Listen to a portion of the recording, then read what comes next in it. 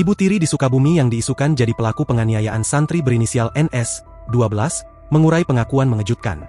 Dengan nada bicara meninggi, ibu tiri berinisial TR itu membantah dirinya menganiaya NS hingga meninggal dunia. TR lantas menyebut bahwa anak tirinya itu tewas karena mengidap penyakit parah. Diwartakan sebelumnya, kasus tewasnya seorang santri asal Bojongsari, Kecamatan Jampang Kulon, Kabupaten Sukabumi, Jawa Barat mengejutkan banyak pihak.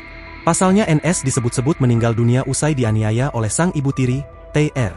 Menurut informasi yang beredar, NS mengalami luka bakar dan melepuh di sekujur tubuh.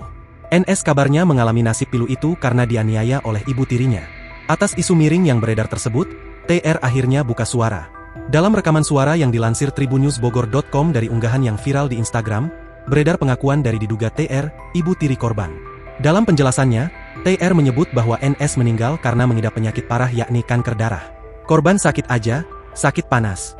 Kalau kemarin sih informasinya dari saksi Pak Surahmat yang diperiksa yang di BAP di Polsek tapi tidak memberikan bukti otentiknya, ya hanya melihat dari HP. Kalau anak itu korban didiagnosa kanker darah, leukemia, autoimun, ungkap TR, dilansir pada Minggu, 22 Februari 2026. Jadi pure sakit. Kalaupun ada itu kulit melepuh itu akibat dari panas dalam aja. Karena kanker darah itu, informasi dari saksi.